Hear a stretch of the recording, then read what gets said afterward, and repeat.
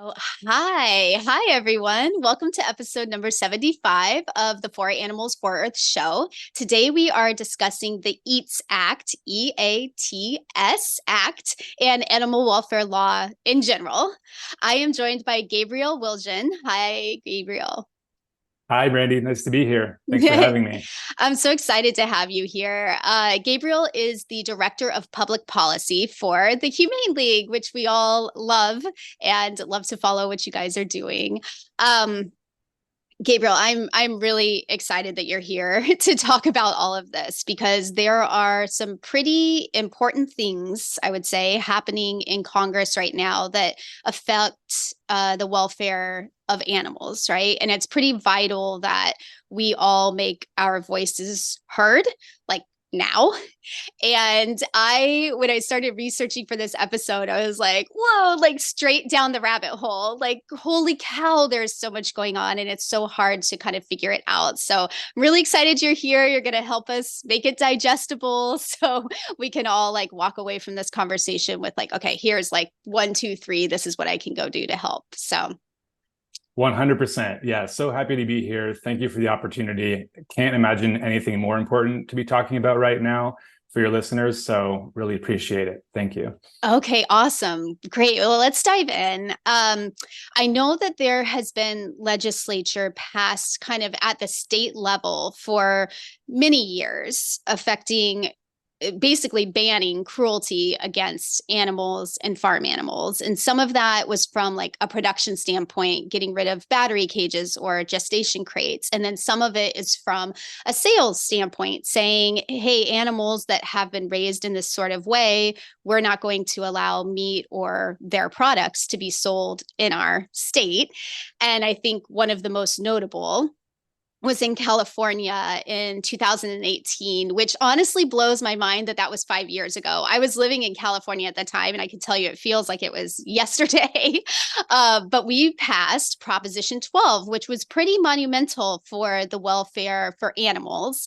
And it's kind of kicked off a little bit of I don't know, a thing. So I wonder, can you just start by grounding us in like what was Prop 12? What did it entail? Yeah. Yeah, absolutely. So Prop 12, Prop is short for Proposition 12. So as many of your listeners might know, in some states, like in California, when voters go to the ballot box, they can not just vote for elected representatives, they also have the opportunity to vote for certain laws that have been put on the ballot because tens or hundreds of thousands of people in their state have supported an initiative to get them on the ballot. So in 2018, one of those laws that voters voted for was Proposition 12, which is a law that protects laying hens, it protects mother pigs, and it protects veal calves. And it protects them all from the most extreme forms of confinement. So to be clear, these industries are still incredibly cruel with this law because we still have animals, chickens still have their beaks seared off. Mother pigs are still put into farrowing crates where they can't even stand up for weeks while they're giving birth and preparing to give birth and nursing their young. But what this law does do is that it gives these animals, it takes them out of cages for most of their lives, and it gives them enough space to stand up, turn around, and spread their limbs, just the most basic of freedoms. And this is not the case for most animals in the United States right now, but Proposition 12 not only required that farms within California have these conditions implemented, but it also requires that any of the whole cut pork, any of the eggs sold in California, and any of the veal sold in California, sourced from anywhere else, also has to comply with those standards. So this was the most significant piece of legislation for animals in the country and maybe the world. It's it's pretty amazing because I think as an animal lover or an animal activist, it feels like yay, like progress, like you can see the potential for progress. But I know that it's been fought against pretty hard, even to the point where the Supreme Court just had to uphold it in May. So I wonder, can you speak to why? Why are people fighting it? Yeah, absolutely. Well, the industry is stuck in its ways. The animal agriculture industry, the large scale animal agriculture industry, is very stuck in its ways, especially the pork industry. We're talking about big pork. There's a lot of small pork farmers that already don't use gestation crates for their breeding sows. But the big pork industry, in particular, fought this law. They immediately started suing the state of California as soon as the law was passed. And they did. Every level of court, starting at the local state level, ruled in California's favor, saying that California has the right to do this. But the pork industry, the National Pork Producer Council, were trying to argue that it was somehow unconstitutional for the state to do this. And so that question kept going up. They kept appealing, even though different levels of courts kept ruling in our favor and the pigs' favor. And the Supreme Court decided to take it up. And we thought that was bad news, because often if the Supreme Court agrees to take up a case, it's often because they want to overturn what the lower courts did. But we fought hard with a large coalition of groups. The Humane League was an intervener in the case, along with many other fantastic animal protection organizations and the state of California itself, and public health organizations and many others. Lo and behold, in May, we had an unexpected full-on victory. The Supreme Court ruled unequivocally that it is indeed constitutional for states like California, for any state, to control their own food supply, regulate their own food supply, and introduce bans like this if they want to. So that was a major victory. Mm. It feels like it would be, because then it keeps that power within the states to pass this legislation, like even what they've done for years, right? And then I'm guessing there might be more states then looking at that and saying, yeah, okay, like, let's go. We're going to do that too. Have you heard buzz of that, or does that seem to be happening? Oh, yeah, 100%. And California is not the only state that did that thing. So Massachusetts also introduced a ballot initiative in 2016 that did this very similar thing, question 3, that protects those same 3 types of animals in the same ways. And then there's other states that have passed bans of caged eggs specifically. About 9 other states have done it through the legislature, not through the ballot initiative process, but the state legislatures themselves, or in the case of Arizona, the state regulating agency passed laws and regulations that banned the sale of caged eggs specifically. And then there's also been several that have regulated this, the use of cages within their states, and regulated the use of gestation crates within their states as well. And certainly once California did it, and Massachusetts did it, and all these other states did, other states are very interested in doing the same. It's becoming more and more the norm. Okay. Of course, the pork industry and parts of the egg industry don't like this, and so they're now continuing to fight that. But they're taking their battle to Congress now. Okay. Yeah. And that's where we start to get into the EATS Act. And I know that is also related to the Farm Bill. So maybe you can explain at a high level. So the Farm Bill is basically something that's kind of going on simultaneously to these other things happening, because it's basically renewed like approximately every 5 years. And it like encompasses a whole lot about farming, right? Not just the treatment of animals. But yes, maybe you can speak to that, because I know it's up for renewal basically here in 2023, I think, and then how the EATS Act is being related to that. Absolutely. So there's a lot of nuance to this, but I'll try to stick to what you really need to know to kind of grapple with this. So yes, you're right. The Farm Bill is a massive piece of legislation that Congress essentially has to pass every 5 years. And the last one was passed in 2018, which means that the next one is due this year in 2023. So to give you a sense of the size of this thing, the spending that's involved in it is about $428 billion that they're spending. And it also includes all kinds of laws that shape the entire US food system. So it includes many laws that govern food and farming. It allocates federal spending for how we grow and distribute the crops. It influences farming practices. Also, a major component of it is the SNAP program, which is also known as food stamps. It also provides disaster assistance for farmers, farm loans, conservation initiatives. But all of that you don't really need to know too many details about that. All you need to know is that it's a massive bill, hundreds and hundreds of pages long, and that if someone wants to get a law passed, it's a lot easier to sneak it into the Farm Bill rather than to try to pass it on its own. So that's where the EATS Act comes in. So I'll just pause there. Do you have any questions about the Farm Bill before I move on to the EATS Act?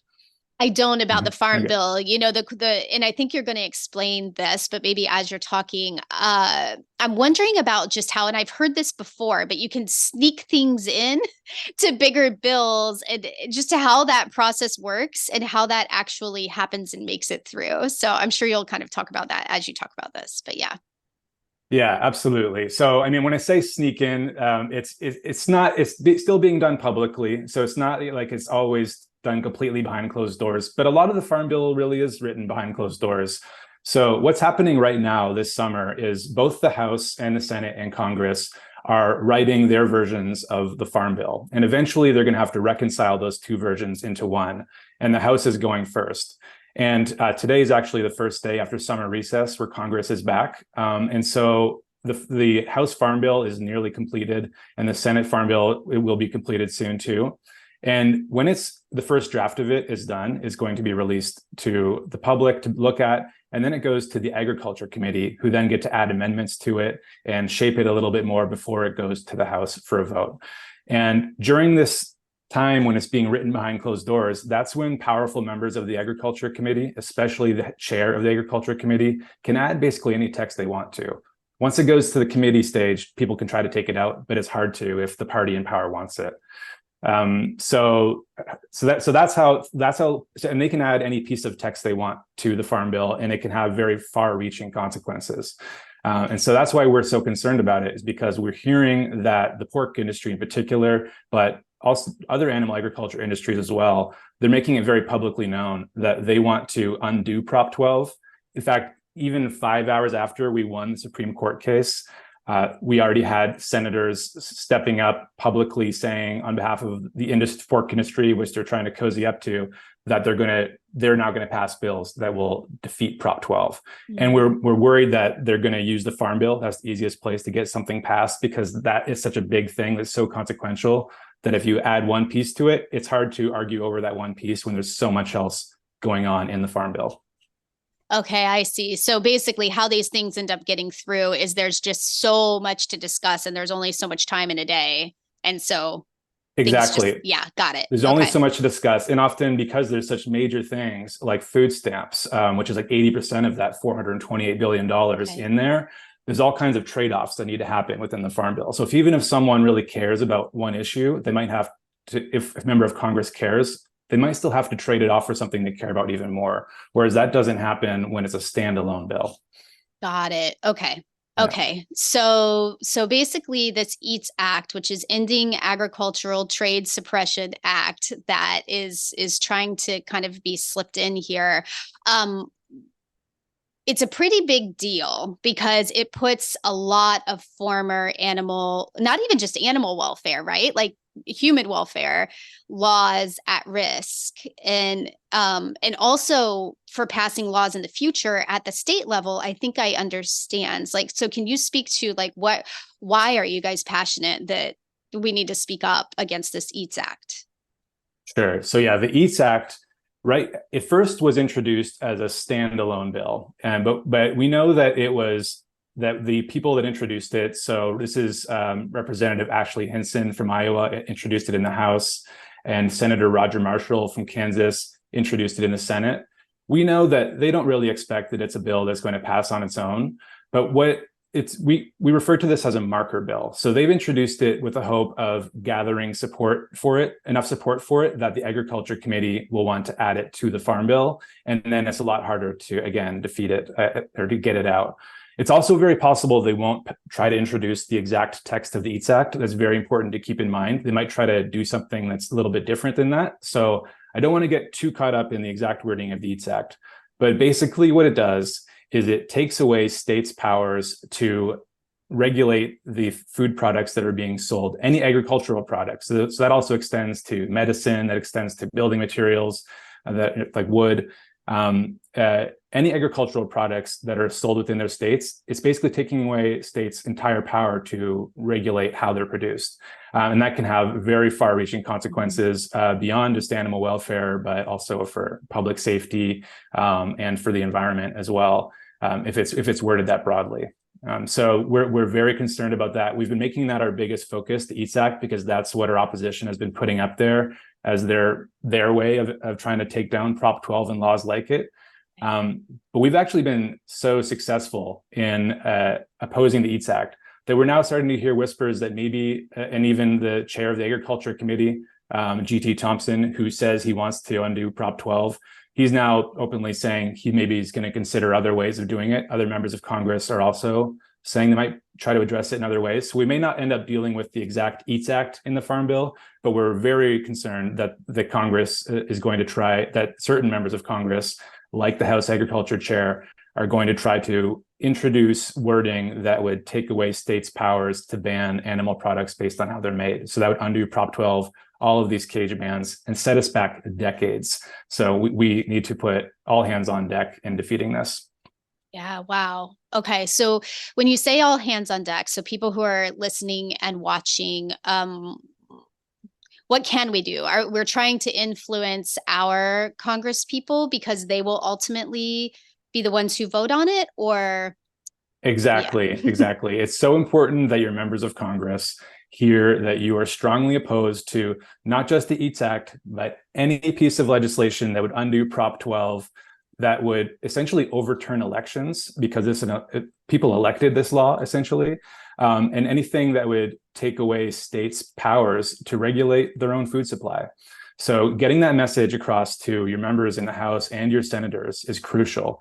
And if they're on Agriculture Committee, even better. But if they're not, then you ask them to make sure that their colleagues on the Agriculture Committee know that it's important that they do not introduce anything like this into the Farm Bill. That's the key message. So calling your elected representatives is very helpful. If you're able to meet with them in person, even better, if they happen to be in their home district at any given week. And sending emails is also very effective. And also tweeting at them, it can also be very helpful. So at the Humane League, we've set up action pages. You can sign up to take online actions, including calling your representatives and your members of Congress. And so if you go to thehumaneleague.org/take-action, which I can also send you the link to after, that's where you can find a quick opportunities to get involved. And really every person living in the United States, no matter how old or young you are, you don't have to be old enough to vote to do this. Reach out to your members of Congress and ask them to take action on this. It could not be more important. Okay. Yeah, that is very helpful. Yeah, it's interesting imagining a child reaching out. It probably has an even bigger impact, right? But I was thinking about how this really goes into what you were mentioning earlier, that when it comes down to making the trade-offs, this is where we want to have, so many people reaching out to that congressperson so that in their mind, it's been like, oh yeah, okay, well, there were all these people that said that this is really important to them. I want to find this in my notes because I thought it was a very interesting statistic. It was according to Data for Progress. I may have gotten this from your website, but I know it's from Data for Progress. 80% of US voters, which was split almost equally between the two parties, said they would support a law within their state like Prop 12. So there's a lot of us out there who feel this way, right? So it's like we need to somehow make sure our Congress people know. 100%. Yeah. So that just shows you, Americans, most people around the world do not want to see animals in cages suffering in this intense way. So of course we're opposed to it. That's why the majority of California has also voted for a law like this, and a majority of citizens in Massachusetts voted for this.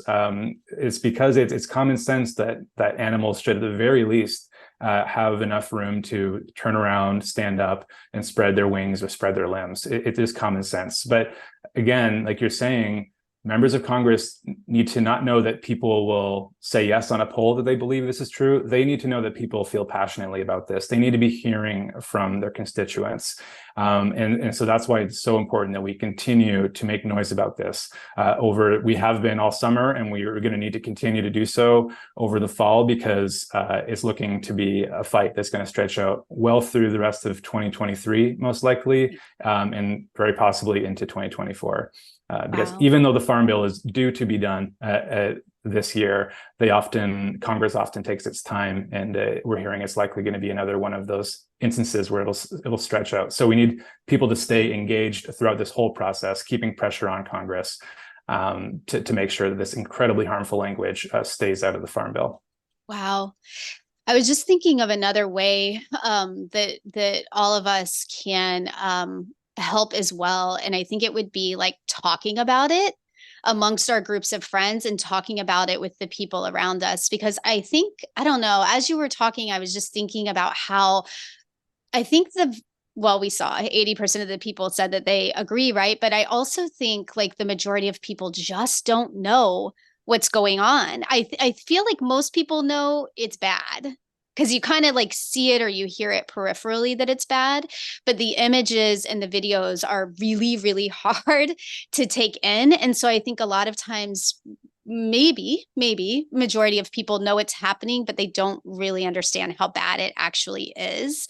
So if we're all just talking to the people around us in a, what's the word I'm looking for? Like nurturing way, not like a blaming way, but just a kind of like, hey, like this is going on, and we can help the animals. Yes, 100%. And yeah, and thank you again for having me on your show today, because this is a great way to spread the word, and everybody has that ability. Everybody has friends and family, and all of those friends and family all can take action on this too. So yes, we want to be speaking to our friends, family, colleagues, in a nurturing, kind way, and also in an empowering way. We want people to remember that in a democracy, our voices can be heard.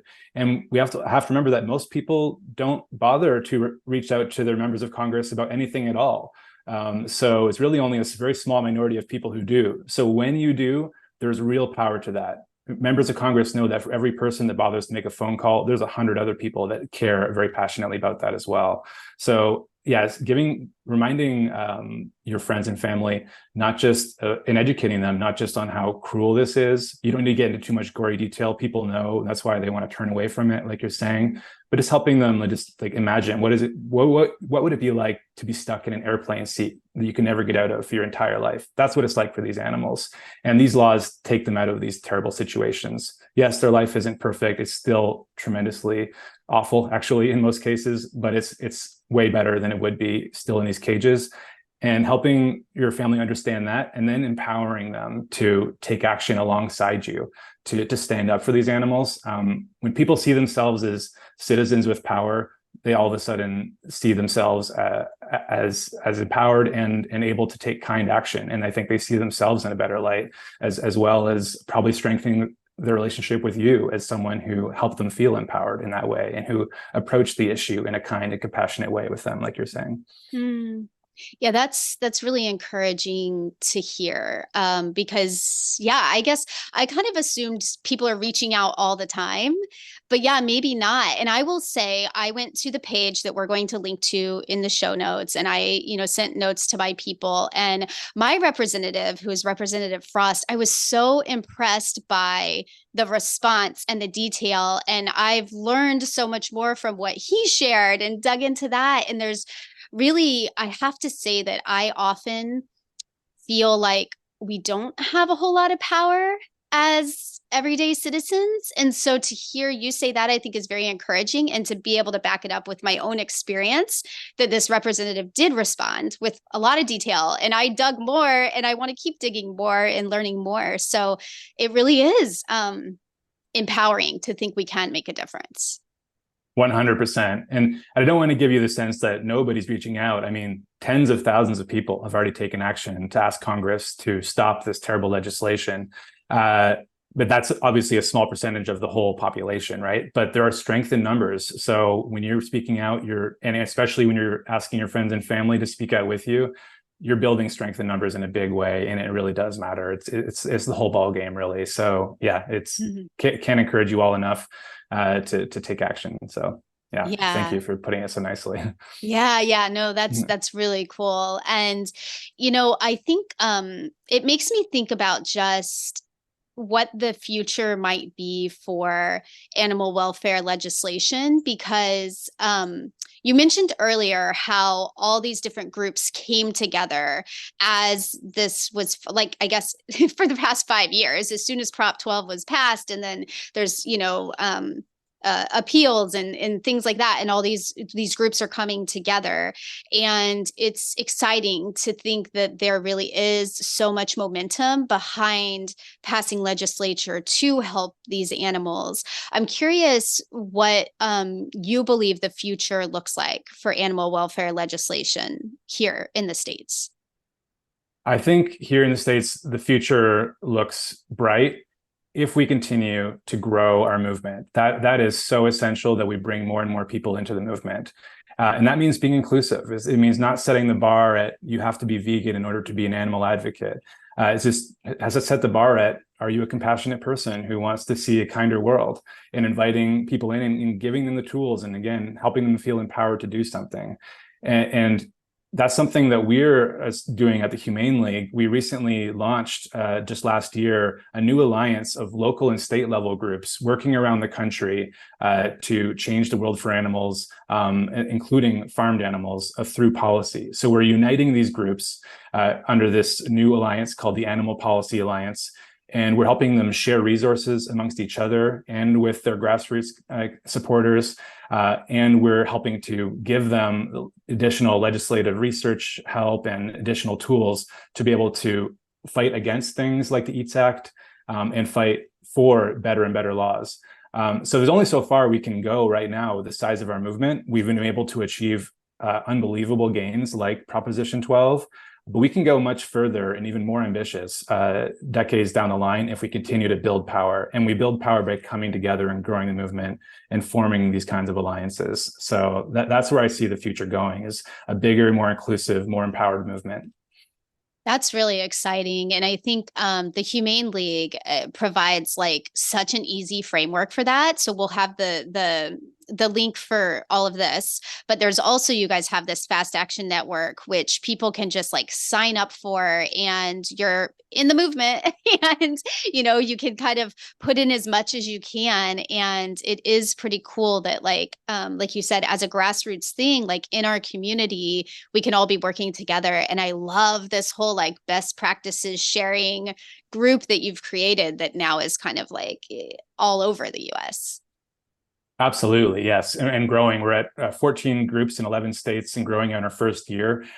So that's huge. And yeah, Fast Action Network, we've got activists all over the country, all over the world that are able to, there's pretty much never-ending list of actions that you can take action on, because not just our legislative work, but of course our corporate campaigns pressuring companies to go cage-free and to keep their commitments to go cage-free when it comes to their egg sales.